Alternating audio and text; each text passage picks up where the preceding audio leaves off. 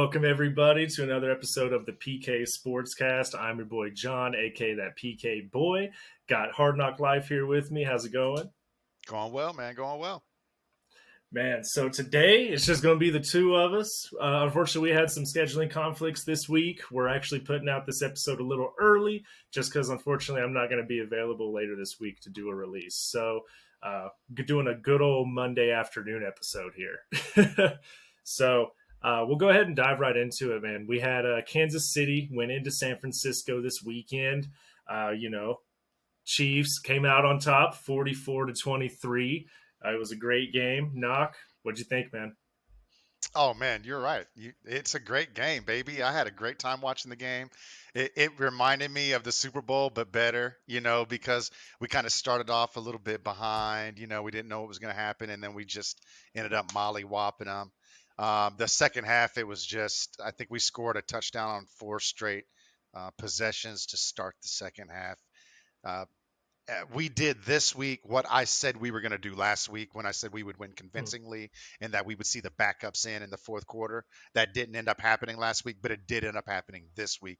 Matter of fact, we whipped their ass so bad, their backups even came in the fourth quarter. They didn't want any more of that smoke either. So it almost looked like it almost looked like a preseason game, really the way we did them. But some takeaways from that game that really stood out to me. Mahomes had one of those Mahomes type games as far as the stat line was concerned. The guy put up over 400. He had 423 yards, 3 touchdowns. He did throw a pick, which is becoming more customary. I don't like seeing that. We need to reel that in. But it is the 49ers defense is one of the best defenses in the league statistically. He was only sacked once. He was definitely mobile. He was getting rid of the ball. Like to see that. Had a quarterback rating of 132. So, he did well. On the defensive side of the ball, it was great to see Willie Gay show up. And he showed up and he showed out. He played really well. He showed up early in the game, made some key stops. You could see the size difference of our linebacking core with him and Bolton both in there. Oh, So yeah. that was really fun to see. Um, a negative I would say to point out was special teams. Sky Moore. I hate seeing this kid when he's back there at punt, return right now. It actually makes me a little scared every time I see him backed up between the 10-yard line and the end zone, and he's looking up and he's not waving fair catch and just getting his ass out of the way. He keeps doing this thing where he backs out and like the ball lands at his feet or something. I don't know if the wind swirls differently in these major league parks, and he's just used to college campus. I don't know what it is, but cannot afford to do that because as we get closer to the playoffs, we're going to need to depend on him in that role, and you have to be proficient with the football. Short of that, the last thing I have, big plays, baby. We had big plays all day. Juju showed up, 45-yarder, almost 100 yards receiving. MVS had a 57-yarder. I mean, these guys, this is a big play, baby. Kelsey had a 27-yarder, amongst other things. McKinnon got in there with a 34-yard reception. These are big plays. We're rattling off big plays like it's nothing. Then on the rushing side of the ball, we did the same thing. Pacheco had a 17-yard run. Hilaire had the 16-yarder for a touchdown down in the red zone. Those are huge, right? Takes all the pressure off of Mahomes, off of that offense. McCole Hardman even had a 25-yard run. McCole had a great standout day. He had 3 touchdowns. Unfortunately, he was on my wife's bench, and she looks like she's going to lose by about 10 points. And, man, she really could have used all those points by Hardman. But yeah, other than that, it didn't look like we were missing Tyreek Hill whatsoever. All of the pundits, all those guys on ESPN, all the guys, on Fox Sports, all these big networks, and everyone's like, boo-hoo, Tyreek's gone. What are they going to do in Kansas City? They're going to be a middle-of-the-road team. You can't replace that production. Who are they going to get? Well, every single week, Mahomes has 8, 9 different receivers that he's getting involved in the game. Of course, he does lean heavily on Kelsey and third down in the red zone, but we're seeing these other guys really pick up. If you look and see what's happened just the last 2 weeks, where I think it's really obvious that Juju Smith-Schuster is our number one wide receiver target. Even though his targets aren't that much more than MVS and aren't that much more than certainly not Kelsey, but he's obviously the one that's getting the catches and who I think is clearly getting Mahomes' trust. He's riding off big plays. So very fun to see, very exciting game. I love to see it. What did I leave any meat on the bone for you, PK? What do you got? Man, I mean, you left a little bit there. You hit some of the big topics, of course, like have a day, McCall Hardman. I want to start the segment off by, you kind of mentioned it there, but I will say I need to make a public apology. Mom, she texted me yesterday and she goes, "Hey, I've got a couple options here. McCall Hardman being one of them. Who do you think I should put in?"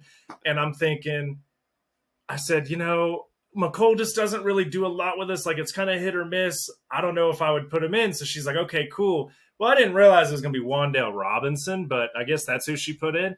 I'm not Yeah, really for the sure how his day. Giants. For the Yeah, I'm Giants, not yeah. really sure how well his day went, but He I got would 2 points. assume. He got her two Yeah, or three points. I was gonna say I would assume it wasn't as good as McCole with 3 touchdowns. So sorry, Mom, I love you, and I'll based on how my season is going, maybe you should be asking Noxtradamus there what you should be doing moving forward. Because man, I feel bad about that one if she loses this week. So, but overall, man, super happy with the Chiefs' performance.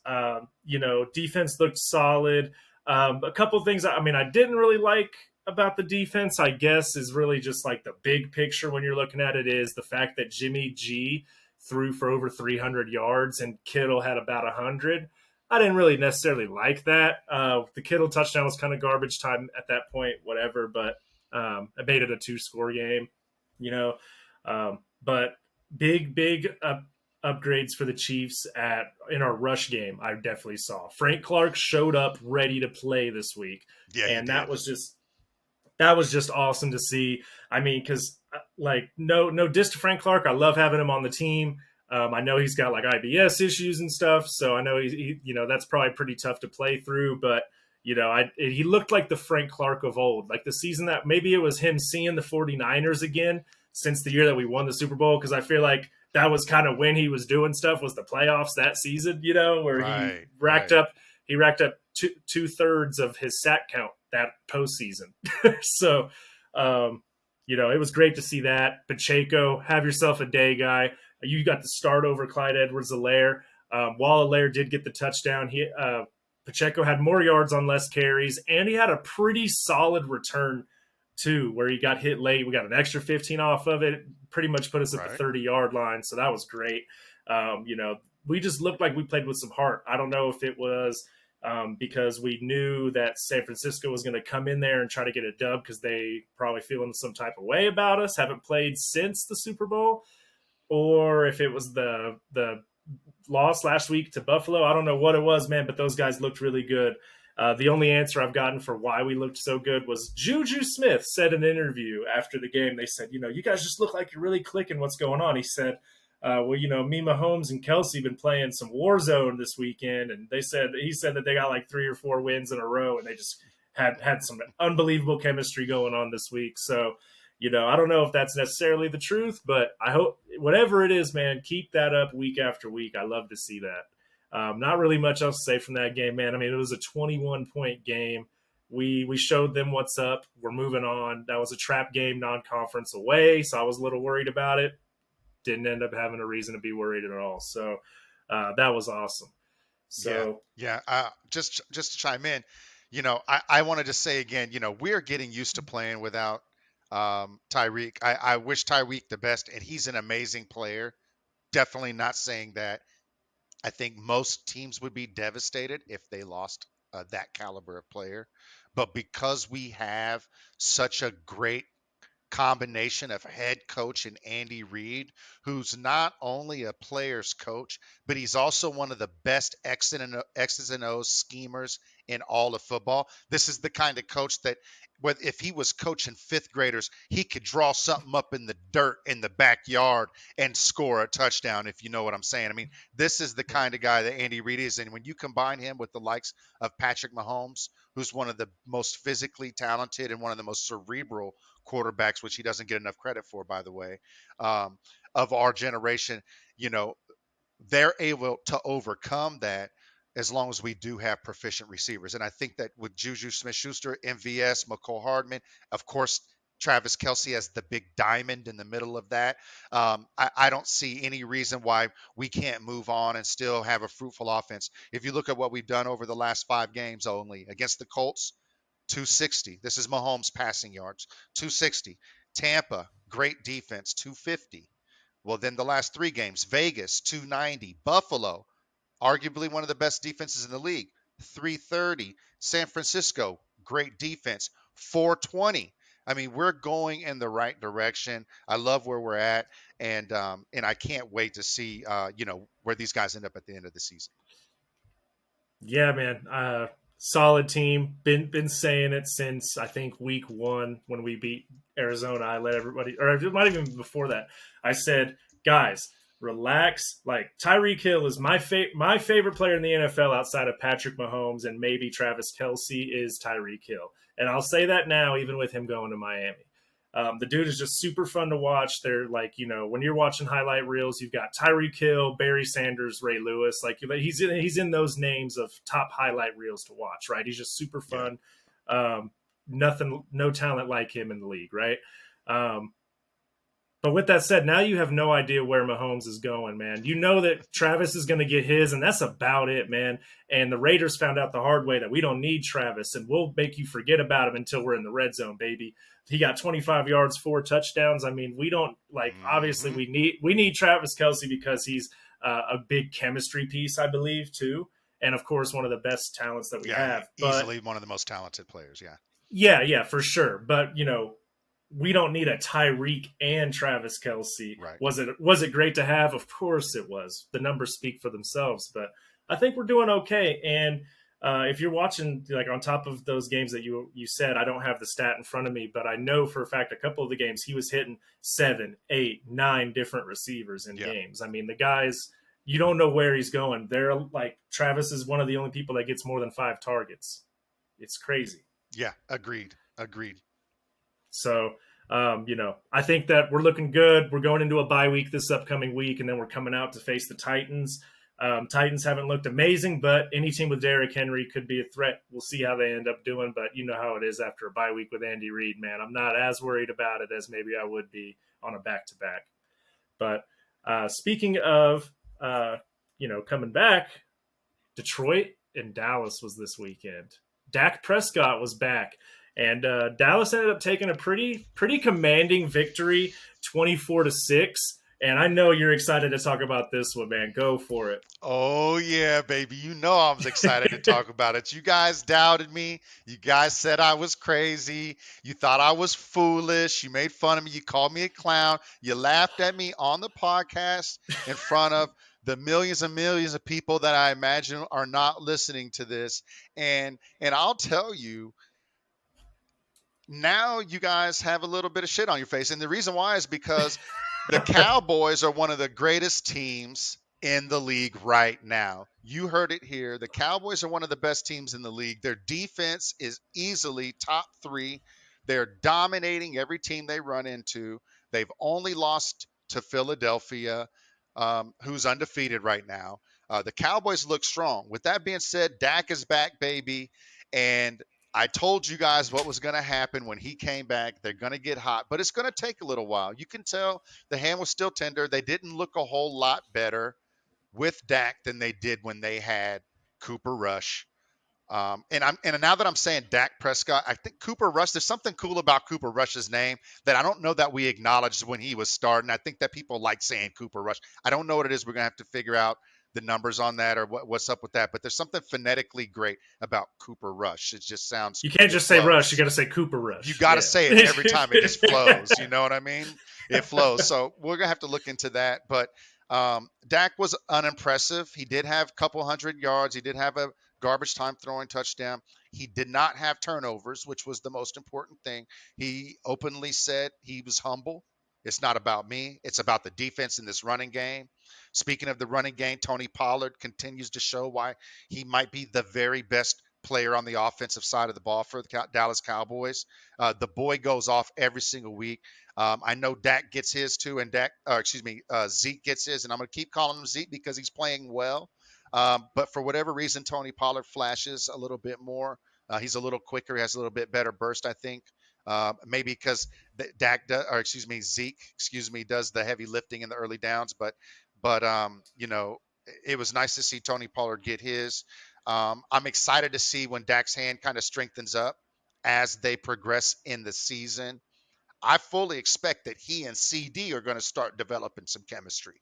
I fully expect we gave uh, Rush had what, 4 games as a starter?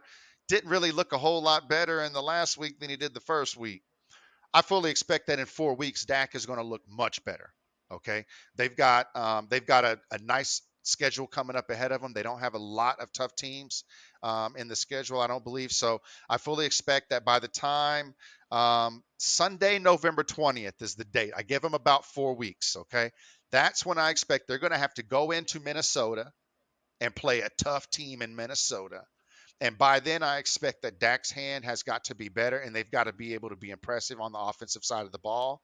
He's got to be able to move the ball dynamically if they get in a behind in a game for some odd reason, if they get an entry on defense. So I fully expect that by then they're going to be on track. But how about them Cowboys, baby? They looking good. They're living up to the hype. And when they play Philadelphia again, I think it's going to be one of those games that they're going to move into prime time if it's not already in a prime time slot.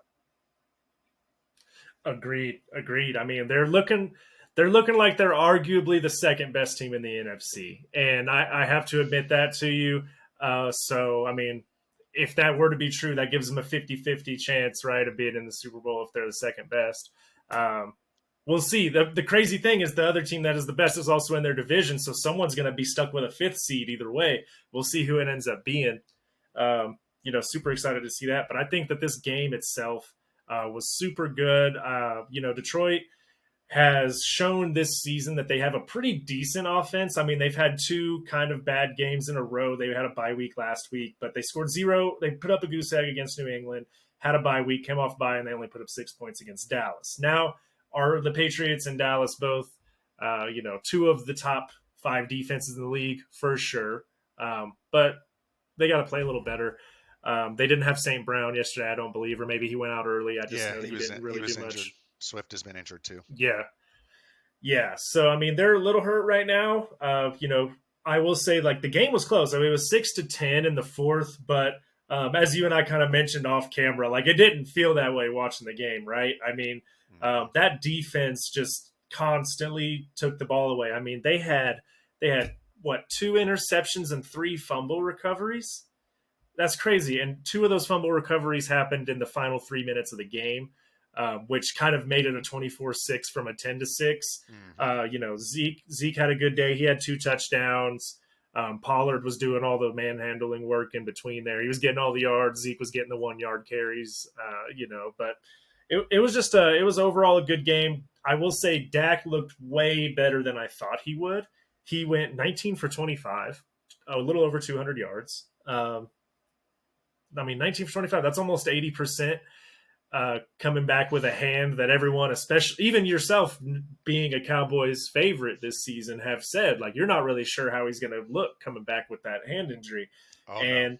and not only was he 19 for 25, but he was throwing that ball more than 10 yards down the field. He wasn't just throwing a bunch of dump offs and having yak. You know what I mean? Like, he was getting a lot Very of true. decent throws down there, which was very, like, impressive to me because as you know, we had an Alex Smith just a handful of years ago. Man, I expected him to be on his Alex Smith game last night. Definitely was waiting for him to just dump off every chance that he got. But no, he was throwing that thing, had some zip on them. They were accurate. He was hitting CD. I think CD had 70 yards. Yeah, he had a You decent know, game. yeah, like I think Dallas is looking really good, and that defense is looking the best. I think they could arguably be the best defense. I don't know who on paper is the best defense in the league right now, but I will say just from the games that I've watched, Dallas looks very dominant, and it's not just because they get all the media hype, man. And I'm usually someone who's very against Dallas, but it's hard to argue with what I'm seeing here. With that said, though, don't give me too much crap because I may have laughed at you for them making it to the Super Bowl, and I'll continue to laugh at you for it because at this point in the season, I had Dallas with one loss, right? So they should be 6-1 at this very moment. Last season, they were 6-1 at this very moment, and we see what happened with them. So I'm not going to sit here and say they're for sure going to the Super Bowl yet, but I will say, just like last year, they look like a top three team in the NFC for sure. And I think they're going to be fun to watch throughout. I don't know when they'll take their next loss, but if they keep playing the way that they have been, I think that they're going to be a 13-4 team. I mean, check it out. These guys have done this with Dak being out with a major injury to his throwing hand that required surgery, and they're still performing. So, the sky is the limit for them, especially if that offense starts putting up 30 points a game. Yeah. Yeah. I don't. If the defense keeps at this point, they're not getting any worse. And that's the scary part, I think, for the NFC. It is scary, and like if you're just unbiased, not a fan of any team in the NFC, and you're watching this team, it's really crazy because we all know that historically the best teams in the NFL have the best defense and usually a solid run game. That means you can manage the Absolutely. clock at your own will, right? So they've got that. They've arguably got the best defense in the league, arguably the best running back duo in the league, right? All you need at this point is a decent quarterback and a decent wide receiver, maybe decent tight end. Um, they've got a semi-mobile quarterback in Dak, who I would say is a top 12 quarterback in this league. Just kind of going off top of the head, maybe not this season because he's been out, but overall, that's usually where I kind of have him in my head as a top 12. CD Lamb is solid too. They don't, but the crazy thing is they don't even really need all that. This looks like a team that could have who did it a few years ago? Blake Bortles. They could have Blake Bortles taking the snaps, Cooper Rush taking the snaps, and they will be a decent team. So I think if Dak can come out there and even play at a B- caliber, sky's the limit for these guys. Absolutely. And you look what he did last season. I mean, Dak, they had the number one offense for quite some time. They didn't lose any major pieces. Their offensive line isn't quite as good, but other than that, they don't haven't lost a bunch of other pieces. So there isn't any reason why they don't have a huge upside. Am I saying that they're definitely going to win the Super Bowl? Not saying anything like that. All I'm saying is that they're overachieving from where everyone thought they were going to be to begin the season, and they've done it with key injury to the quarterback, which is the toughest position on the team. So kudos to them. Uh, I look forward to see them when they have a really tough test against Minnesota in week 11. So that'll be fun to see. Mark that on the calendar. I think the sky's the limit for the Cowboys. We'll see between them and Philadelphia, the NFC East in general, and the Giants. I mean, the NFC East is just looking really fun right now. I mean, hell, even the Commanders are beating the Packers, but that's something we'll talk about later. I want to get into another game. This one was one where I'm kind of surprised it wasn't a bigger blowout. The New York Jets went into Denver this week. Russell Wilson out. 16-9. Jets take the win in Denver. Um, I can't believe we're talking about this, man. Knock. What's going on with Denver, man? What's going on? They're hot garbage, dude. They're trash. Denver is the team that I thought Seattle was going to be. This team is booty cheeks, okay? This team is the worst team in the NFL. Okay. The very worst team in the NFL right now. And the reason why is because they built this team as a glass cannon. They did not build this team to win games. They built this team to sell it. And that's exactly what they did. They brought in Russell Wilson, who everyone in the league knows is not that dude.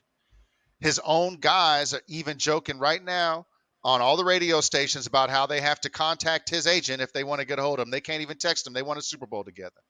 They don't have that brotherhood. He's not that dude. He's not that personable guy's guy. He's not Peyton for damn sure. And they brought him in thinking that's what they were getting.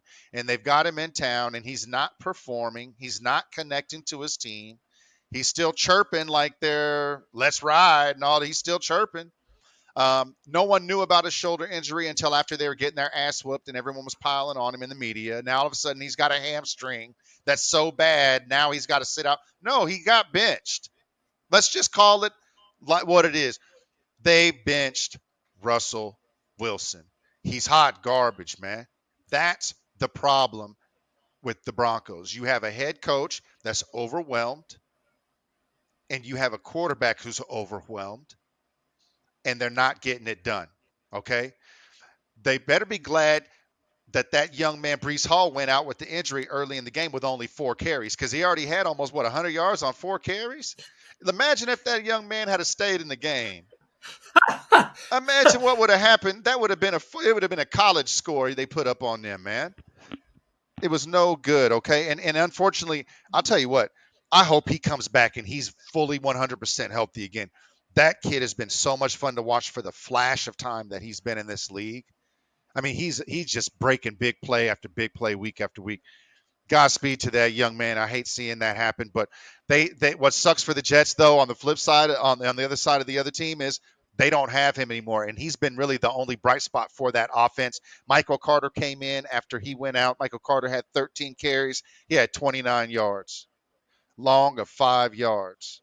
This is the same offensive line that was just blocking for Brees Hall, who had 4 carries for 1,000,000 yards before he went out. So they've got to get that figured out because I see the Jets falling off just faster than Tom Brady in Tampa Bay if they don't get that running game figured out. Zach Wilson, 121 yards, 0 touchdowns. You got to do better. They've got to figure out a way to get this kid more involved in the offense. They've got to figure out a way for him to grow. It's too late in the season for him to be putting up 121. They did not draft him that high to be getting those kind of numbers. Even Kenny Pickett in Pittsburgh, who's throwing picks and all of these things, he's putting up 121 in his sleep. So Zach Wilson's got to do better. Going back to the Broncos, though, I mean, Melvin Gordon's washed up. Cortland Sutton just he got 3 catches for 23 yards on 9 targets. And I know he's got Rippon throwing him the ball, but still, got to do better. Jerry Jeudy's doing a lot more with his opportunities. He was 7 catches on 11 targets for just shy of 100 yards. But we've got to see more with this team. Javonte Williams going out has really affected the offense. But they've got to figure out something with Russell Wilson. They gave up a king's ransom for the guy. They gave up pick after pick. They mortgaged their future for the present, and they didn't get a present. They got a past. Okay, so they got to get this figured out, and they got to get it figured out quickly because they Wow. are hot garbage there in Denver. I gotta agree with you, man. Denver is just fucking hot doo doo, man. I don't even know what else to say about it. I live in Denver. I've been like seeing the like life be sucked away from these people. It's like living in a railroad town, like if you were living in the railroad town in the 80s and 90s when they actually used them, it was probably popping, and now it's just like dead. All the trees look like wintertime in the middle of the summer. There's no leaves on them. Everyone's just walking around sad. That's Denver right now, dude. Everyone's just upset about this shit. I mean, come on. You guys paid $265 million for this guy. And I may not be the first person to say this because I know everybody's talking about Russell Wilson and the Broncos in sports media, but I'll say this. I is it almost about time that we acknowledge that the problem in Seattle maybe wasn't that they were the 32nd ranked defense? Maybe it had something to do with the fact that Russell Wilson couldn't do shit because guess who's still on that team? DK Metcalf, Tyler Lockett. He actually had Penny last year. Not that he's amazing, and I know that like it's a team sport, but At the same time, they didn't really have an offense with Russell Wilson last year either. So maybe it's about time we acknowledge that maybe his best days are behind him. I don't know what's going on. He doesn't look right. And I know I'm not talking about the Jets game because he didn't play. That doesn't look right either. I mean, the guy sounds like a robot at press conferences. He's coming in and he's just like, we got to do better. Let's ride. And his own teammates are making fun of him. I mean, he's losing the locker room, and I think that's a huge piece of it. If you lose that locker room, man, there's nothing you can do. It doesn't matter how much talent you have. I mean, right now they're over there looking like, they look like the Lakers from last year. Like, the names sound great, right? Like, think about, let's really think about this, guys. If it was 7 years ago and you said, hey, man, this Broncos team, bro, they got a top 5 defense. They got Russell Wilson and Melvin Gordon. You're probably like, damn, that's probably a solid team, right? Hell no, those are the 2 worst players on the offense. It's crazy. Like, they got to have Cortland Sutton and Jerry Jeudy pull them out of the game. They got Rippon out there making 46 attempts in a 7-point game against the Jets at home. 46 attempts from Rippon. You know who has not thrown 46 times for the Broncos this season? Russell fucking Wilson, man. What is going on in Denver? Like, I can't imagine how you guys feel. I only can hear it, but I still can't even imagine it. I mean, I got coworkers and stuff that are all Broncos fans, and I had to hear a lot of stuff this offseason. I think we're about one more bad game from Russ away from me getting an actual apology for some of the things that they were saying in the offseason. I mean, it is terrible. But outside of harping on Denver, man, Breece Hall, that injury sucks. I also want to give a shout out to someone I know is an avid watcher of this show, my boy Dishman. All I have to say to you, Dishman, is maybe you should have traded me Breece Hall when I asked you about it 2 weeks ago. Because now you're struggling. So I hope you work that waiver wire, buddy. Love you to death, but maybe you should have done it. So, I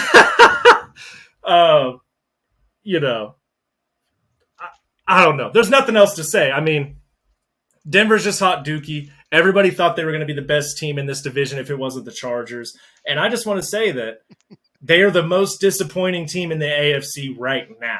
I mean, everyone expected the Houston Texans and the Jacksonville Jaguars to have a 2-5 record. They did not expect it from you, Denver. So if you guys want to make it over 500, you better figure it out, turn it around, trade for Cooper Rush, do what you got to do, man. But Russell Wilson ain't the answer. You got anything else on this topic, or we want to go ahead and recap some of the more important games? Yeah, let's go ahead and recap the more important games. Get us caught up on those points. I want to hear all about it. All right, cool, man. So we'll go ahead and roll right into this. So we already talked about Kansas City. Caleb was able to take the point for the Kansas City game. Knock came through and got the point for the Thursday night Arizona Saints game, which was kind of crazy. But, he had a score 23-20. It ended up being 42-34. But all of us had it such a low-scoring win by Arizona that it just ended up being in his favor. Baltimore, I took the point for that. All of us were just dead wrong on Tampa Bay. We'll talk about that later, too. Cincy, Caleb took the point on that one. Dallas, we gave that one to Marengo. He guessed 14-6. It was 24-6. I got the point for the G-Man, New York Giants, coming out there. I guessed 14-9. It was 23-17. We actually have a split point for the divisional game between Indy and Tennessee. Knock and Caleb both get a half point for that one, as they were only a few points off each.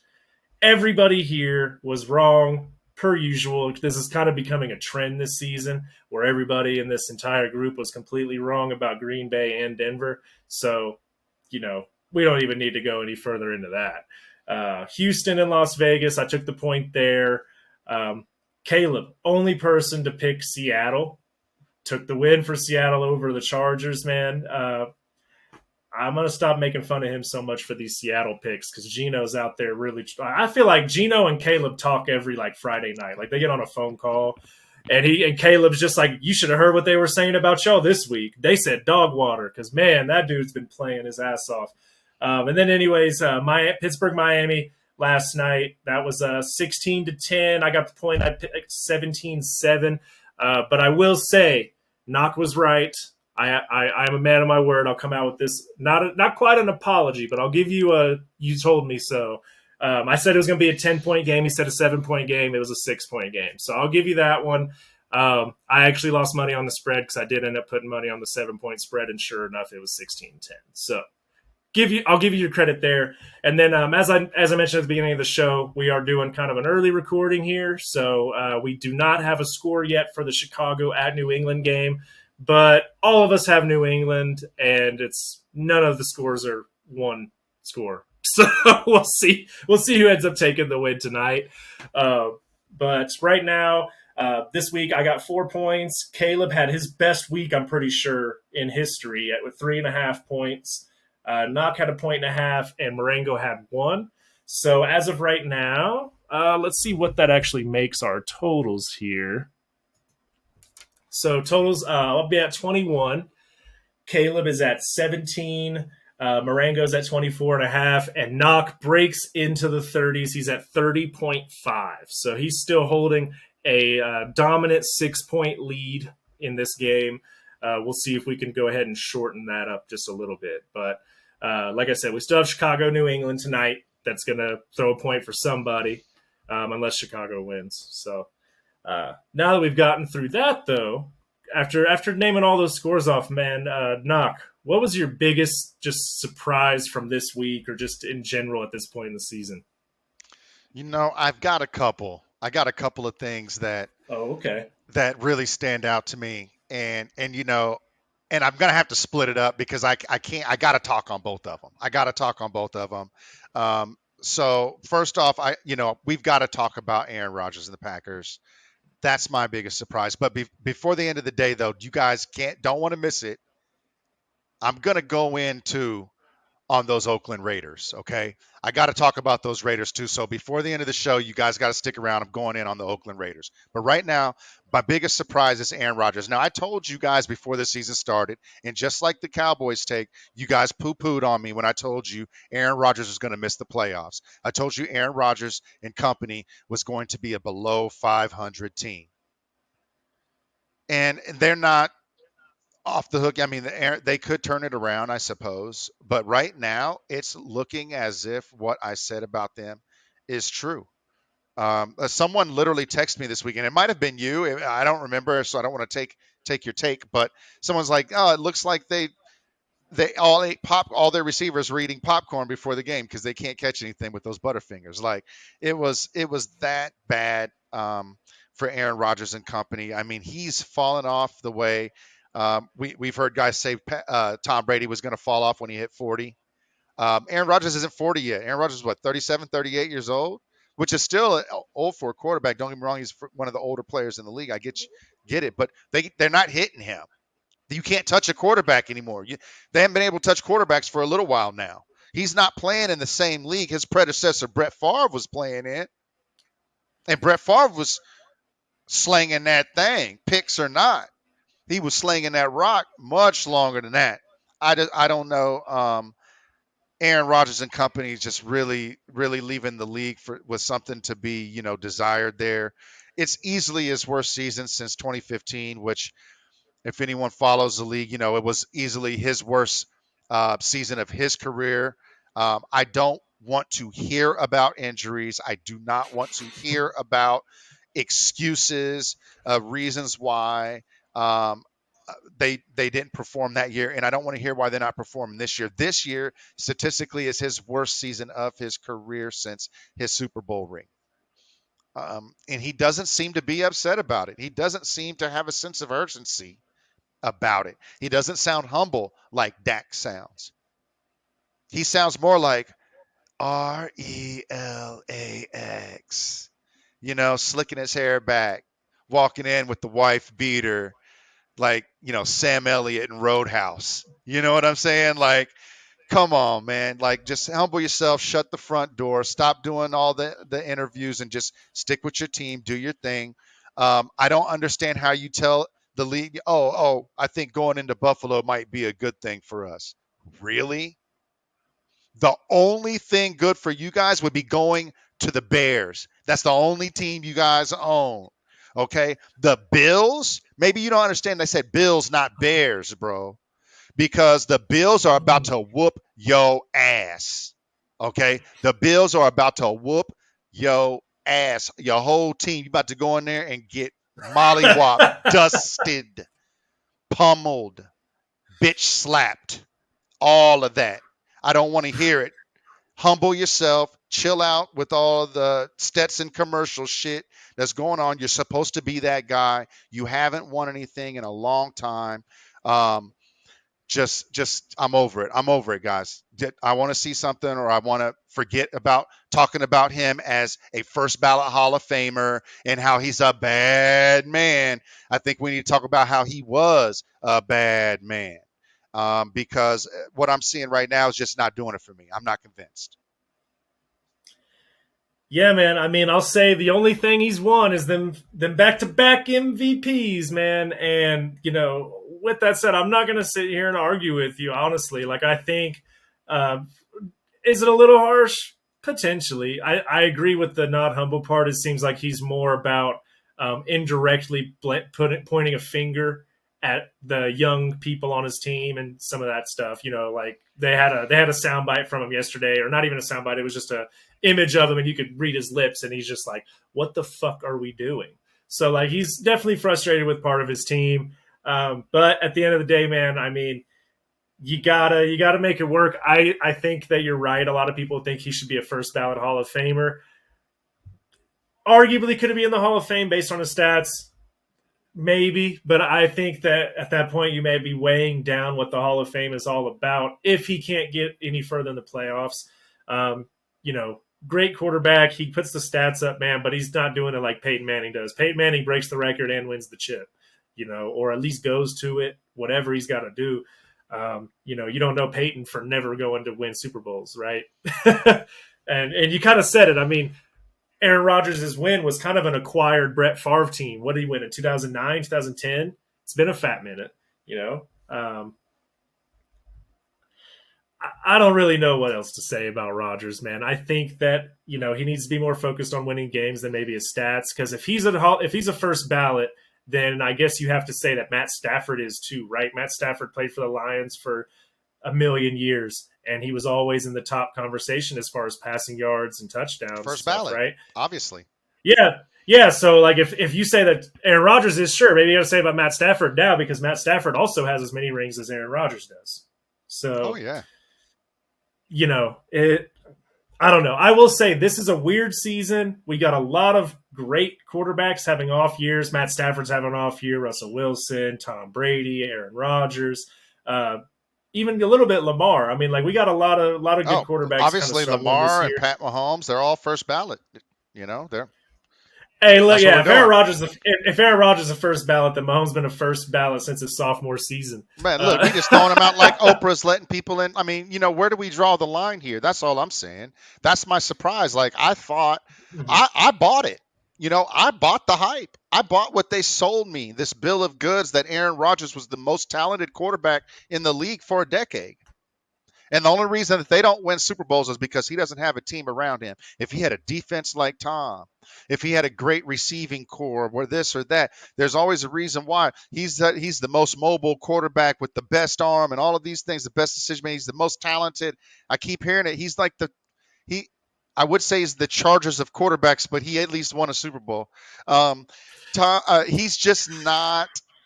He's just not that guy to me. He's not passing the eye test that whenever I'm hearing the revere that he gets in the league and the ass kissing that takes place whenever his name is brought up, I just don't see it anymore. I really just don't see it anymore. mhm. I think for the era that he originally came from, like when he first took over in Green Bay, we didn't really see the versatility in quarterbacks that we see today, right? But he was putting up yards, and he was kind of one of those. Like obviously, Brett Favre is one of the OGs at doing those versatile quarterback plays for not being like a scrambling QB. And Aaron Rodgers kind of followed suit with that. But if we're talking about in today's standards, it's kind of crazy you won MVPs recently. You got Josh Allen, Patrick Mahomes, Lamar Jackson. You got a lot of these guys that can do a lot of that stuff that people praise Aaron Rodgers for. But he had Devontae Adams, he had Aaron Jones, and he couldn't get it done. Tom Brady won with fucking Wes Welker and Chris Hogan, you know? So I don't know if it's a coaching issue. I don't know, like, if he's supposed to be that much more talented, because I feel like people know Tom Brady for being a system quarterback who can win games and get championships, right? Aaron Rodgers has been known as like a great talented quarterback. I feel like that's been the difference in how people talk about him. It's Oh like, well, yeah. he doesn't have the rings as many rings as Tom Brady, but he's way more Oh, talented the than Tom Brady. perception is If that you Tom Brady can't take one step without falling over, and that Aaron Rodgers is just mobile as hell. That's the perception and the way they talk about him, like he's every bit as fast as even Pat Mahomes is. Still, Yeah, I don't know, man. I mean, like, I like Aaron. I try to root for him, man, but it is hard whenever he just wants to point the finger. He doesn't really sound like a guy who wants to, like you said, be humble, take accountability. He wants to kind of have that feeling like, listen, bro, I'm the coolest motherfucker. I'm the most talented motherfucker, and if we're losing, it ain't my fault. absolutely. That's it. That is exactly his vibe. He's just too cool for school. He doesn't care. He's got other jobs. He's got other stuff going on. When does the season start? Do I have to be at OTAs? That kind of thing. But we've been giving him a hard time. We'll see what happens with the season. Again, it's still too early to tell. But right now, I'm not liking what I'm seeing. It looks like he's literally just falling off. What was your biggest surprise so far? What's really standing out to you so far this season? Well, I think we're just gonna keep the train rolling on these legendary quarterbacks, man. Tampa Bay, and this is just the team in general. Obviously talking about Tom Brady and a lot of this, but just the team in general, bro. The Buccaneers are 3-4 right now, and not only are they 3-4, like if let's specify it down to this week. I'm the guy who I was the Panthers guy. I was the Panthers guy. I came in here and I said they were going to do all this stuff. Marengo, when he was here saying Atlanta was going to go into Tampa Bay and beat that ass, all that. I never said any of that shit about Panthers, and I thought they were going to be 9-8. So you're telling me I lost all my hope in the Panthers? I don't know anything about football, dude. I totally just like look. They got rid of Christian McCaffrey this week. They got rid of Robbie Anderson. Baker's not playing, dude. There's no reason in hell that the Panthers should have None. beat the Buccaneers this week. And not only did they beat them, the Buccaneers didn't even put up a TD. It was 21-3 to the Panthers without McCaffrey, Robbie Anderson, or Baker, or Sam Darnold. They didn't have anybody. PJ Walker out there balling on Tampa. What the hell is going on over there, dude? I mean, we saw you guys lose to the Steelers by 2 points, and that was like, it was disappointing for sure. But if you bounce back this week, we'd call it what it was. The Colts beat the Chiefs, by 3. Sometimes it happens any given Sunday. You have a bad week, whatever. But you just went back to back and lost to Kenny Pickett and PJ Walker. And you had a healthy team. All the excuses early in the season. Oh, well, Mike Evans is suspended. Oh, well, Godwin's not back. Oh, well, where's Fournette? Where's these guys at? Well, guess what, dude? Everybody's here and accounted for. What the hell is going on, man? Like, I don't know if part of Tom Brady's success in this league for 20 seasons was the fact that he rarely had negative headlines outside of NFL headlines. Like I feel like the only negative headlines he ever had was, Tuck rule, questionable call, Tom Brady and the refs, things that had to do with his job. And I'm sure it just inspired him to do better and keep beating people's ass. This is the first time he's had an incident like a lot of other players have had where they've got a family issue going on and the internet's just trolling you the entire time. We watched it happen with a million different people. You know what I mean? We had like Tyreek was a big deal whenever he first came to Kansas City and a couple years after he came to Kansas City. And that's a lot of stuff to deal with in the press whenever you're just trying to play a game and you got people yelling some really messed up shit from the crowd. Yeah. I can't imagine what Tom Brady's probably hearing, but I guarantee you he's not used to it and he's in the midst of dealing with it. So I don't know if that's damaging his play or what, but I mean, guys, Carolina came out and put 21 up on y'all, man, and y'all couldn't even answer. That's my surprise this week. I'm surprised that every single person in this podcast is going to have a team not in the playoffs. And not only is it going to be a team that we missed, it's going to be fucking Tampa. Right now, I'm more convinced that your Detroit thing will happen than Tampa being the top of their division. It's like they're a week away from Carolina or Atlanta stealing this division away. And honestly, New Orleans is getting healthy too. I mean, they got to pull it together, or they could very well not even make the playoffs because that division's so terrible. If you don't win it, you're not making it. Anyways, do you have any thoughts on Yeah, I definitely do. I think what we're seeing here is Tom Brady at his worst, at his weakest. You made all the points. What do we know Tom Brady for? Certainly not what we think of when we think of Aaron Rodgers. He's certainly not that versatile quarterback that's strong, fast, can make any throw on the field from any angle. When you see all the stuff that Pat Mahomes does, you will hear what's the old guy say?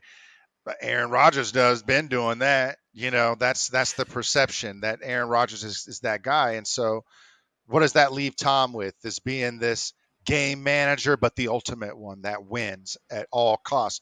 And when you talk to people, what they'll say is that he's mentally tough.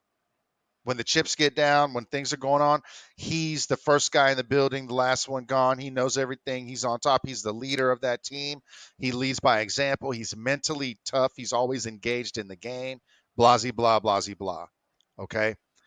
And what have we seen since he came? He hasn't been showing up. He came in late. He unretired. He wasn't in all of this stuff in the offseason. He's not been traveling with the team all the time. We've been roasting him and stuff. He's going through a bunch of drama with his family. Tom is mentally stressed the hell out right now.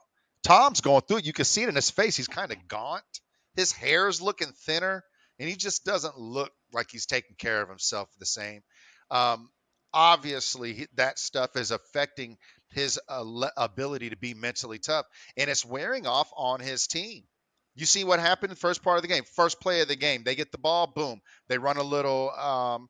They ran a little outside screen to the wide receiver. Wide receiver, I think it was Godwin, shoots up, gets 9-10 yards, first down. Right. Second play of the game, play action. Tom rolls out, beautiful, sizes him up.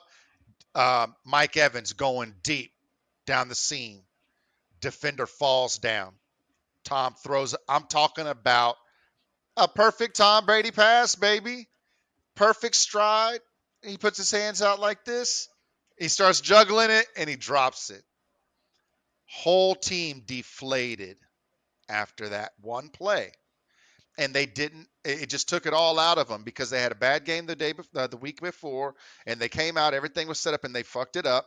And then they felt like crap after that, and they didn't play well. And because their mental toughness that stems from the quarterback position is just not where it was on the Super Bowl run. And so the question is going to be, do they get that back? That's the way I look at it. Does Tom get it back? I think how Tom goes is how the Buccaneers are going to go this year. And so with that being said, I think time will tell how Tom is able to bounce back from possibly the hardest season of his career. And, we see where it goes from here.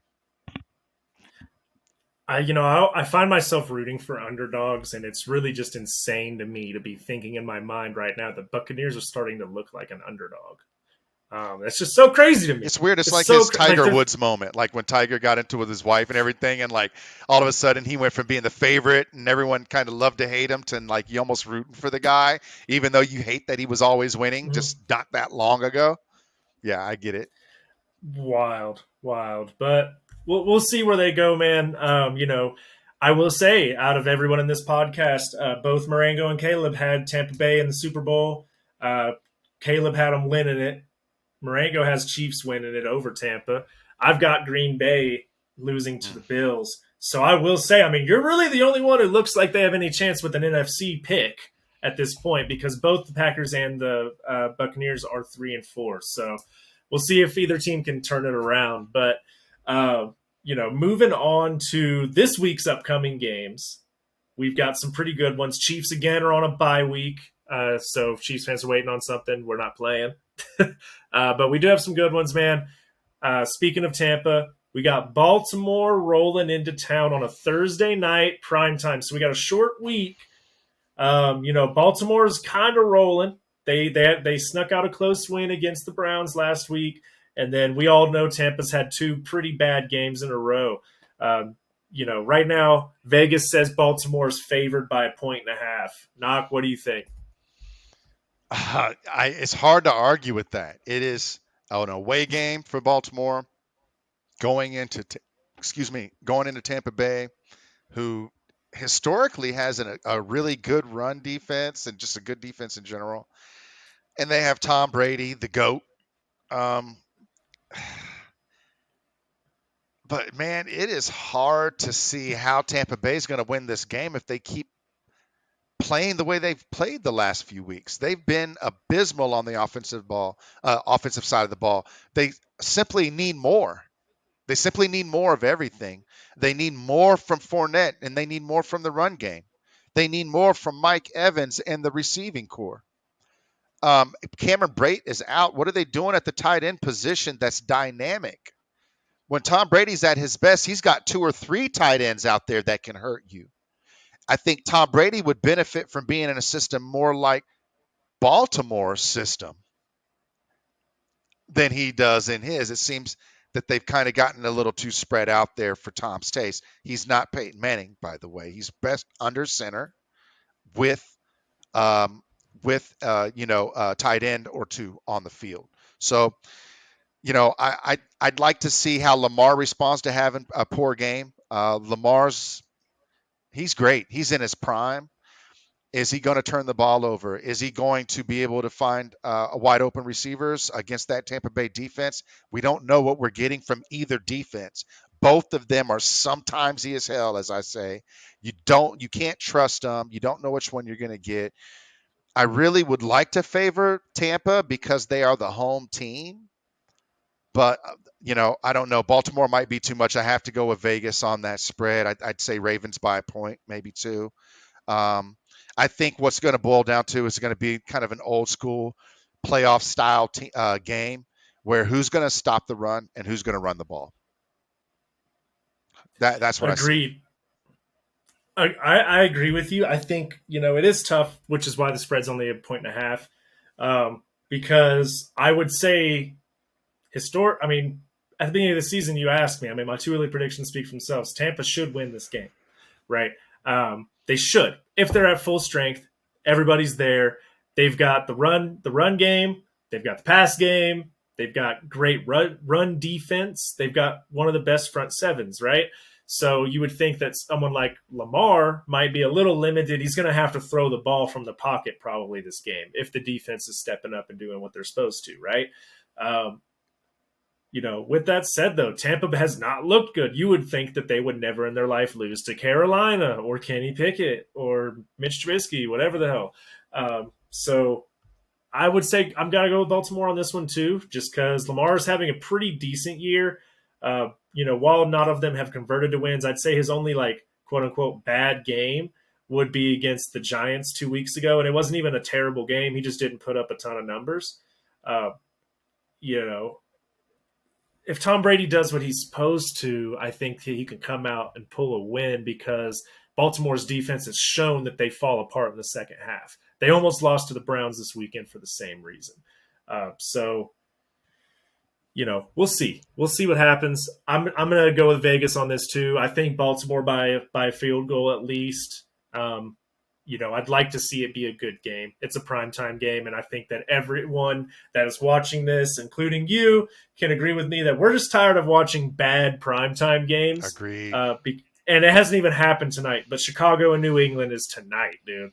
I don't know what's going on with this, but I'll tell you what, at least it ain't Denver, all right? We got Baltimore, Tampa Bay, baby. Let's watch ourselves a good game. Hopefully it ends up being great. But I don't really have much on this other than it should be a tight game, but I think Baltimore is going to squeeze out a win because Tampa looks like a shell of themselves. So, anything else on that? No, Tampa's just falling off, man. They look horrible. Mm-hmm. And Baltimore just got J.K. back, and he's looked pretty decent last couple of weeks too. And he's just getting more and more acclimated. I think that they're gonna do their thing. So another game I think is gonna be a little more competitive and fun to watch, though. And I never thought this would be the game that I wanted to talk about, but I actually do. I want to watch this.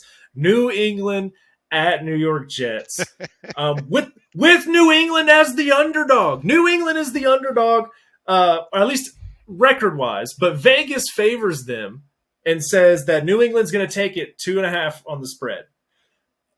Like, what I like when I first see this. I don't know. My personal opinion is I think that the Jets should be favored. But what do you think? Is there a reason Vegas is thinking this way? Absolutely, there is. Hall is out. Brees Hall Hall. is Okay. out. They got nothing. They got nothing. I told you just early in the earlier segment. Um, what's the kid's name? Michael Carter came in.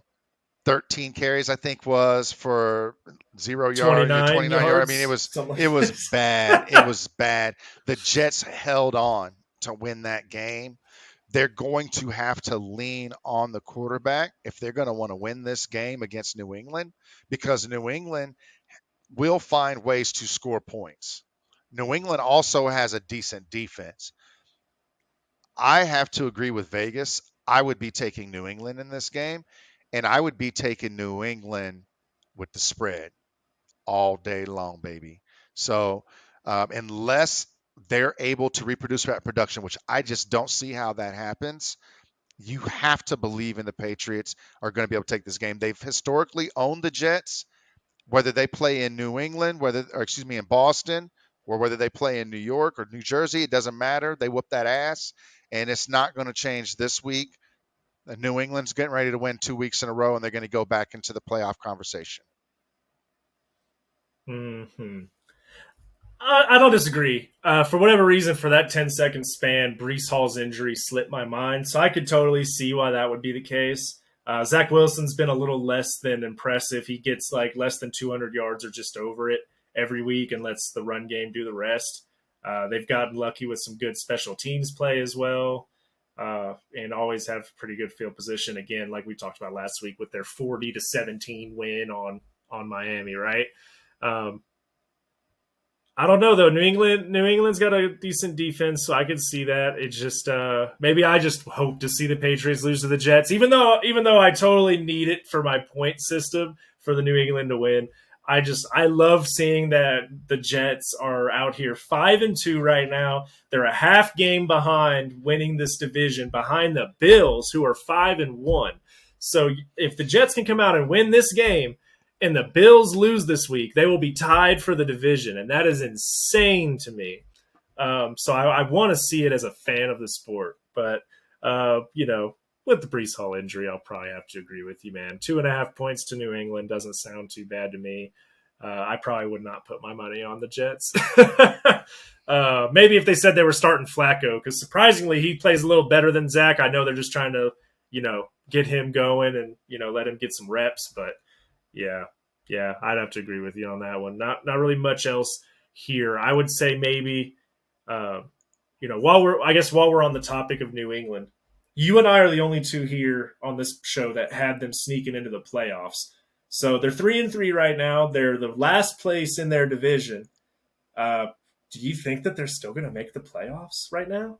Maybe the Jets fall with Brees Hall going down, but do you think they can still make the playoffs? I would have to look at the standings currently. I don't. Let me pull it up really quick, but I think it's possible. Anytime you have a great coach like Bill Belichick, anything is possible. Zappy has came in and just really added a spark to that team. Is that how you pronounce his name? Is it Zap or Zappy? I think so. I think it's Zappy. Um, Yeah. he's come in and just created a spark on that team. They've been finding ways to make it work. Um, so yeah, absolutely they could. I think when you look at the numbers, it may not be probable. Miami's making a much bigger splash. They're much more popular to pick in that division. Obviously, the Bills are going to win that division. And to think that two teams are going to come out of that division and neither the Chargers nor the Texans or Colts, right? Or the Bengals, Baltimore, right? That's none of those other teams in the AFC will win, and that Patriots will win over them. It's kind of tough to put them, especially when you see how the Bengals are kind of having a reemergence. They had a great game this I week. mean, you get three teams outside of division winners. Yeah, I know it's possible. with mine, I've got Miami. At least in my two early predictions, I've got Miami and New England going to the playoffs in the 6 and 7 spot, with Cincy taking a 5 spot. You mentioned the Chargers. You kind of gave a hint to this coming. I want everyone else to know. Stay tuned for just a few more minutes because I got something to say about the Chargers and tell you exactly why I'm not worried about them at all in this conversation about playoffs. But I can see your point though. It's a chippy AFC right now. A lot of things are not going the way that everyone predicted they would during the offseason. Obviously, the Broncos are hot dog water. Uh, so we'll see. I think New England could still slide in there though, even though they're the bottom of their division right now. It is really like sad to hear about these Jets and the Brees Hall situation though, man. Because 5-2 for the Jets is probably the best they've done, and I didn't even prepare for this part of the conversation, but I mean they've got to be what first time since 2000, 1990, the maybe 2000. What was it? 2008 when they had Mark Sanchez taking the playoffs. 09, something like that. 2010, 2011. Okay, I knew it was sometime around then, but yeah, not much else there. But I will be watching that game to see if they can do something without Brees Hall, because I think if they go out there, I think this is a statement game for New York. If they come out here and they beat New England without Brees Hall, they might be a freaking problem. That would be cool. That would But be cool. We'll see. yeah, but we'll move on to a better subject here. This is arguably one of the better games this week, I think. Pittsburgh going into Philly. Vegas does not think this is going to be a very good game, though, because they say that Philly has a spread of 11. So they're saying Philly's going to beat that ass. And I don't necessarily disagree, but before I go into that, Knock, what do you think? You know, yeah, it could be that bad. It could be. I could see like a 30-17 or something like that for sure. When I look at this game, I actually watched that whole entire 10-16 game, which was the Steelers in Miami. It was a good game. I like Kenny Pickett. I can't stand the Steelers as a I'm a Chiefs fan, and the Steelers always seem to get us back in the past. So I kind of have a tough time rooting for the Steelers. But there's something about Kenny Pickett that I really like. I feel like he gets it. I feel like he can put up numbers. He's able to move the ball up and down the field in the fourth quarter with the big lights on in prime time. Yeah, he threw picks. I get it, but it wasn't bad picks. It wasn't stupid picks. It wasn't a bonehead plays. They were plays in the moment that he wished he could have got back. That, when he looks at the Mm-hmm. tape, you can see how he made the mistake. He didn't look like he was overwhelmed. He did not look like he was a deer in headlights or anything like that. I definitely am gaining some respect for that young man. He's able to spread the ball around. He's fairly accurate. He's got a cannon on him.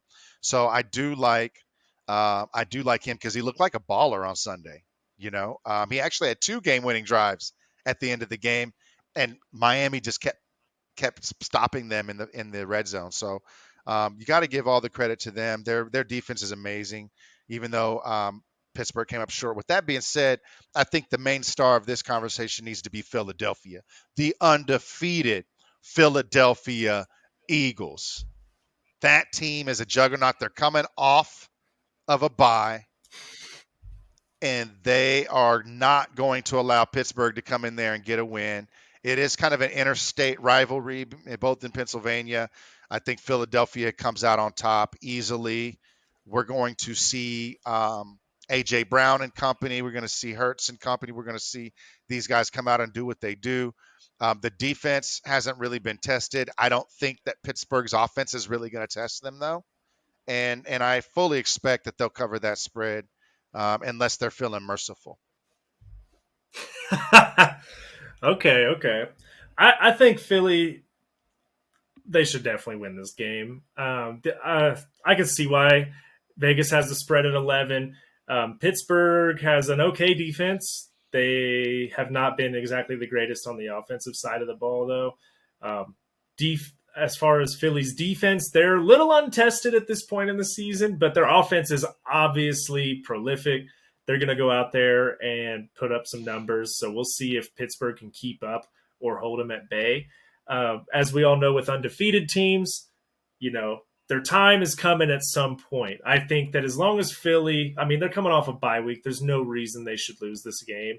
As long as they go in there, they take things seriously, they realize that any team in the NFL can win at any given time and play serious, they should easily get through this one. They got one of the best offenses in the league. They've made it very clear. They're coming off a bye week.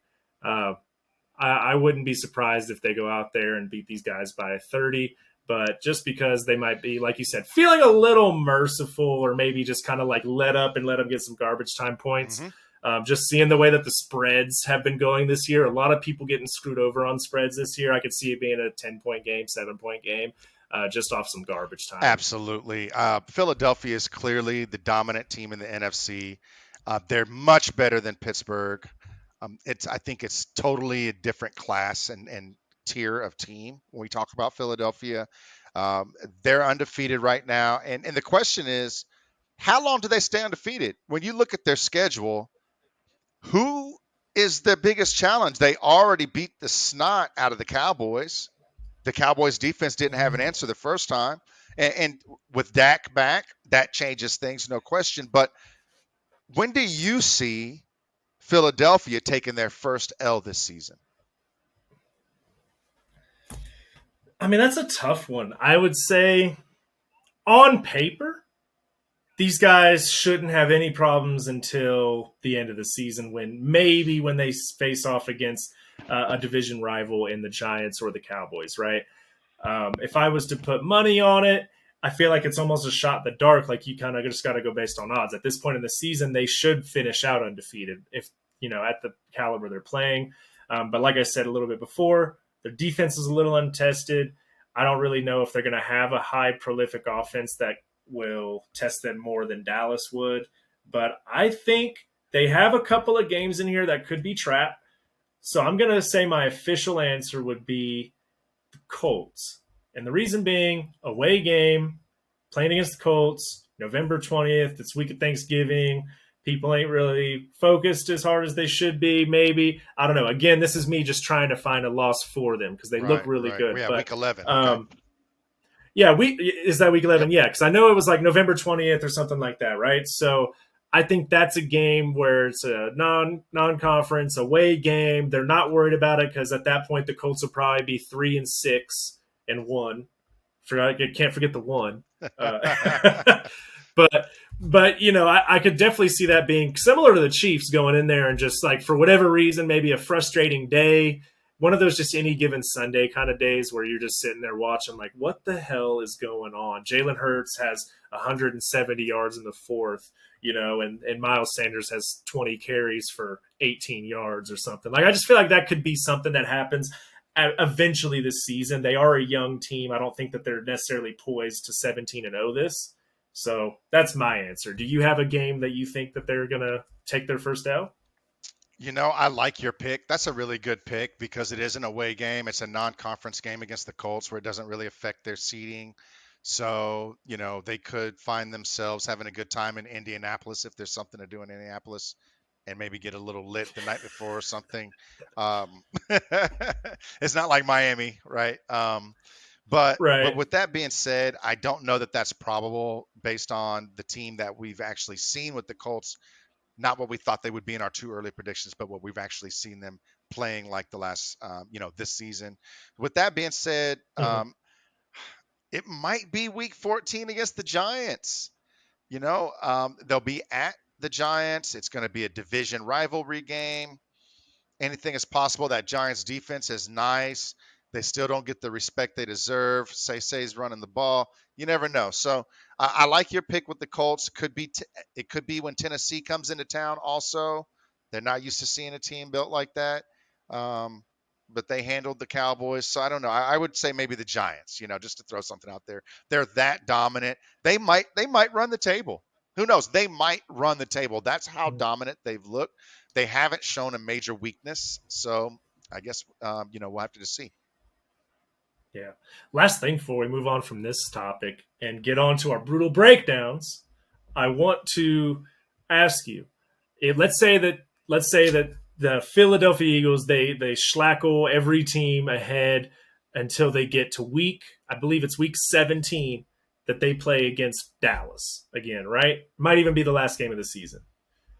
That game, at the way that this season's gone for both teams, that could be a pivotal difference between first or second seed and fifth seed. That's going to be a chippy game. Dallas has the best defense in the league. They have their quarterback back. They only lost by 9 points when they had Cooper Rush starting. If they don't lose, if neither team loses up to that point, how are you feeling about that game? Because I think that is the one that for sure they'll have their biggest You test. know, it all depends on how those teams look going into the game, right? It's too early to predict. If they both go undefeated, the Oh question yeah, is how. Are they barely eking out games because the defense is winning? Are they just blowing teams out 50 to nothing? What does that look like? In my two early predictions, I really saw the Cowboys getting better and hotter as the season ended. And with the way that it's worked out with the Dak Prescott injury, it is trending actually in that direction as if I knew that was going to happen or something. But if they're putting up numbers like they did last year when Dak was healthy, if they're putting up 35 a game and they still have a top 2, 3 defense in the league, it's going to be hard to see how the Eagles handle that team as opposed to a Cooper Rush led Dallas Cowboys. yeah, yeah. I gotta agree, man. That's already one I'm looking forward to. Even if both teams lose 3 or 4 games till then, I think that unless they have like both teams have some bad injuries or a bad downturn, and the Giants just keep winning, I think it's going to come down to those two teams for that division. And I can't wait, man. I really can't. They're two of the most fun teams in the NFC at this point. So So much fun. Wouldn't it be we'll see crazy if how they it had 3 goes. teams in the playoffs in that division? I That'd be bananas. that's what it looks like though. Even though we all make fun of the NFC East, we call them the NFC East and stuff. They look like the best division in football right now. I mean, the Seattle Seahawks are winning their division right now. The Minnesota Vikings are winning their division right now. The Tampa Bay Buccaneers are winning their division at a total record of 3-4. I think the NFC East is easily the powerhouse division in the NFC right now, and all three of those teams, I think, are going to make the playoffs. I don't think it's an if. I think it's a who's going to win it and who's going to be fifth and sixth. But we'll see. We'll see, man. It takes one injury, as New York Jets fans know. So we'll see what happens. But generally we end our show off of our last game point. But with it just being the two of us today, we had some things that we wanted to get off our chest. There's like we're almost halfway through the season. There's just been a lot of stuff going on that we didn't expect in the offseason, or maybe we did, but a lot of people disagreed. So, Knock, take the floor, man. What are you thinking? Well, I wanted to break down a topic that is long overdue.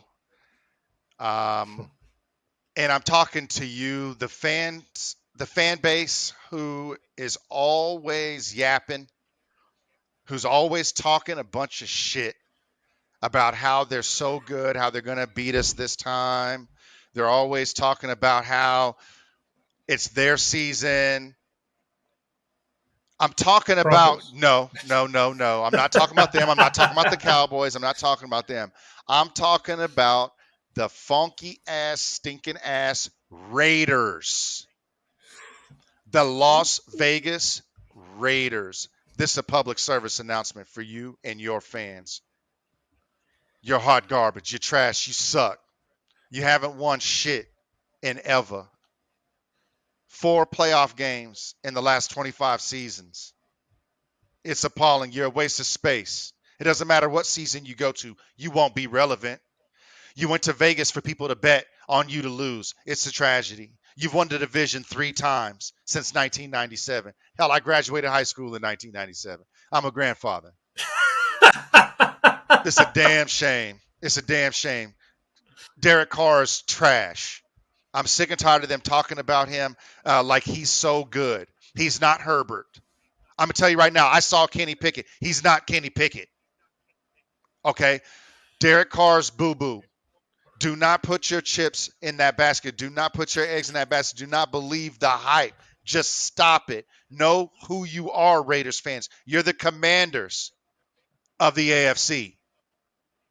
Know your role. Sit down and shut the hell up. Jamil, stop talking to me about these raggedy ass Raiders. I don't want to hear about it. How do you have a guy like Jacobs putting up 120 and 3 tutties every single week for nothing?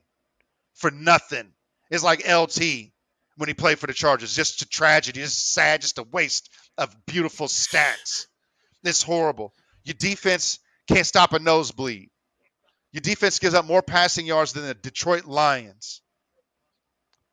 Just stop it. I don't know how you guys think you're going to ever beat the Chiefs. I don't mind that they're not a good team. I'm telling you, PK, it doesn't bother me that they're a bad team. There are a lot of bad teams. The Chiefs had their time as a bad team. What bothers me is the fan base always running their damn mouth. Just stop it. Just stop it. It's not your time. It's not your turn. It's just not your time. It's not your turn. Raiders, hang it up. Just chill. You need to go and focus on the hockey team. I hear they're very good out there in Las Vegas, okay? It's hot as hell, but the hockey team is amazing. Go trade in that Vegas shit, that Raiders shit, get you some Golden Knights gear, and you'll be fly again, okay? But you got to stop with that whole Raiders is going to win it all and this and that. The stadium is horrendous. The only thing uglier than that is the debacle that is the Las Vegas Raiders. I'm done. They don't deserve my time. Oh, man. Only thing I'm going to piggyback on that is I do kind of like the Raiders for building the Chiefs a stadium in Vegas. That was pretty nice of them to do. My take, I guess we're just keeping it all in the family today, man. Because I'm coming at another team in the AFC West that, every freaking season ever since I can remember, it's been, oh, man, this team might be winning the division. They should. They are really harassing anyone else who's supposed to be good that season for 25 seasons. I'll stick to the same 25 seasons you're talking about. I'm talking about the LA Chargers, the San Diego Chargers, the original Los Angeles Chargers, all of them. They are hot dog water. And I've got a few points to let everybody know why I'm sick and freaking tired of every season, all the big media heads. Oh, the Chargers got it this year. They just traded for this person. They traded for that person. They got all these high prolific players. No, man. Here are the facts, regardless of how you may feel about the Chargers. You haven't won the division since 2009. Okay? So that's at least 13 years y'all have not even been close to relevant, right? In the last 25 seasons, you've won the division 5 times. That's 1/5 of the time. There's 4 teams. Figure it out. Get it done. And out of those 5 won divisions, you did 4 of them in a row, and the other one before that was 2 seasons prior. So you had a good team for like 6 years. Great. Good stuff. Cool. You've been to the playoffs 7 of the last 25 seasons. So that means for the other 18, you guys didn't even get to watch football in January unless it was the week 16, January 2nd game. Maybe. All right. So, and to put it in perspective, as far as been to the playoffs so many times, Kansas City's been to the playoffs 15 times in 25 seasons. Denver's been 13 times. Even Vegas has been 6 times. One less than you. Okay? In last 25 seasons, you made the divisional round 6 times out of those 7 playoff appearances. You made it to the AFC championship game 1 time, and you lost it in 2007. That was the best you guys have done was 2007. You have 5 total playoff wins in 25 seasons. Kansas City's got 11. Denver's got 14. And as Knox said, Vegas has 4.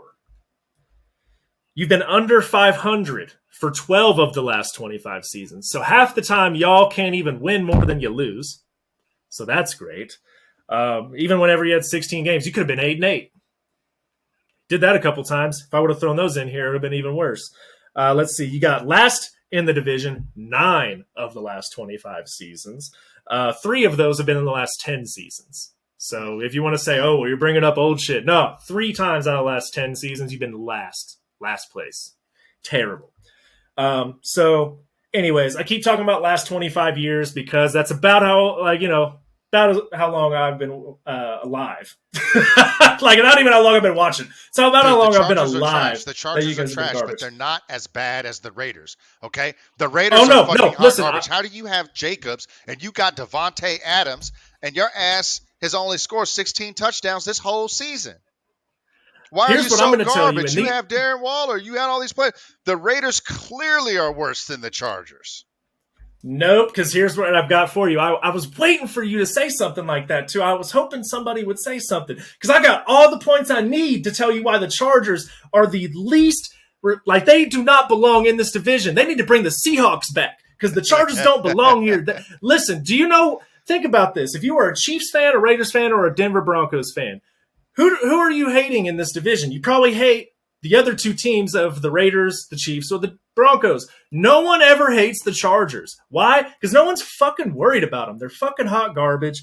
Listen to this. So let's go back further than 25 years. Let's see if they've been successful at all in their history. So the most successful they've been, in 1994, they went to the Super Bowl against the 49ers. Guess what happened? The 49ers put up 49 on their asses, and they fucking lost because they're garbage. All right? So then they lost 2 AFC titles in 80 and 81. So you had 2 years of being, just regular garbage, maybe warm garbage.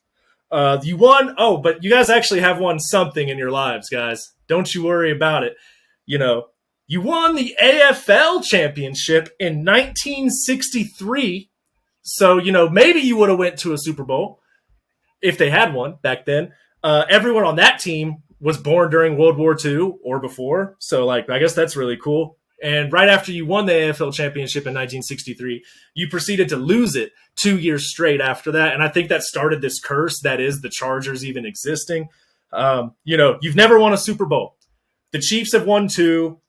Denver's won 3. And guess what? Even the shitty Raiders have won 3. So that's the big difference. The Raiders have won 3 Super Bowls. Chargers have won an AFL championship in 1963. That is the only thing that they've hold done. Up, though. Look, and the Raiders, yes, they won 3 championships, and they did that with John Madden. I'm going to tell you right now, John Madden was the greatest coach in football history, and they still managed to only give that man 3 championships. Okay? That's how bad the Raiders are. And I'm not talking about just how historically bad they are. They're fucking trash right now. This season. Let me tell you why. Do you know that even with Derek Carr and Devontae Adams and Jacobs to make sure that the safeties have to play down in the box and not let it go over the top, do you know that they're still 22nd in the league in passing yards right now behind teams like the Jets, behind teams like the Steelers with Trubisky and Pickett, and the Jets with who the hell are the Zach Wilson and Flacco and the Broncos the Broncos have more passing yards. The Broncos have more passing yards than Derek Carr and the Raiders right now. All I'm saying to you is they are currently that fucking shitty, dude. They're currently the worst, man. I don't want to hear it, man. So to be fair, all the teams you listed ahead of them, that was 2 quarterbacks, man. That's a 2-on-1. You jump at that man, Derek Carr. That's messed up, man. Each one of those teams have had 2 different quarterbacks this year. That's messed up. No, that is pretty fucking bad. No, but my argument here is, that the Chargers just don't belong in general because you and I both know every year they're supposed to be the team to win it all. The only other team they say that about is the Broncos. Guess what? They've won championships in recent history. They've won probably, 3 in the last 25 years. So there's really not a whole lot you can really talk about. I guess it gets a little over 25 years. They won one in 2015. Yeah, it's crazy. So, I'm just sitting here thinking okay, well, let me see what the history looks like. Did you know that in overall history, in the AFC West, every single team is positive in games played? Their record shows that they've won more games than they've lost, except for the fucking Chargers. In their lifetime, the Chargers are 480 and 488 and 11. That's including playoffs. If you don't include playoffs, they're only 2 games back at 468 and 470. Did you know that the Chiefs are 524 and 451? Denver is 518 and 463.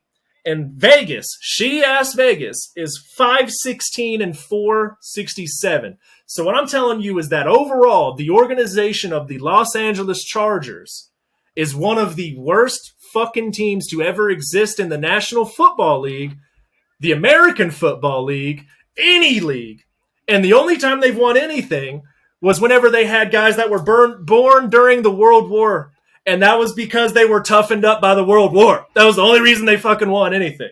I don't know. They're the worst team here. They don't belong. Send them over to the NFC. Bring the Seattle Seahawks back here. Let Geno make the AFC West proud because the Chargers every year, I'd rather be the Raiders because at least the Raiders know that they're shitty. They just hope that they're not going to be shitty. The media thinks the Chargers are going to win every season. Justin Herbert, again, I'll say it every week, that he gets more credit for almost beating Mahomes than Mahomes gets for beating him. So Like, I don't know, man. I'm just sick and tired of people thinking that the Chargers are all that whenever their history shows they can't win more than they lose, and they are the worst team in this division. But every year they're supposed to be the best. I just don't understand it, man. I don't. Yeah, they both suck.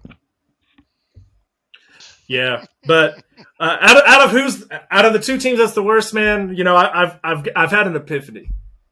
I think we're both wrong. I think that we're both wrong here. I don't think that the Raiders and the Chargers are the worst because Russell Wilson plays for the fucking Broncos right now. And they're 2-5 and Rippon's out there throwing 46 passes. I think that the Broncos are probably the worst right now. We're talking recency. They have no future unless Russell Wilson gets a game transplant. They're done. They're done. But yeah, man. I appreciate everybody for jumping on, man. This was a fun day, even with some of the crew gone. We ended up going over on time again, as we always do, but great topics today. Knock, I appreciate you being on here, and everybody that's watching, I appreciate you for tuning in. If you guys plan on placing any more bets this week, as always, I've got all of my sports bet links below. Those every single time you guys sign up with those, it helps out the podcast and are much appreciated. You know, we'll see how everything goes this week, man. I'm looking forward to catching up and taking this too early prediction win by the end of the season. But until next time, guys, have a great rest of your week. We will be back at a normal time next week on Thursday, and hope you guys all have a great week. take care.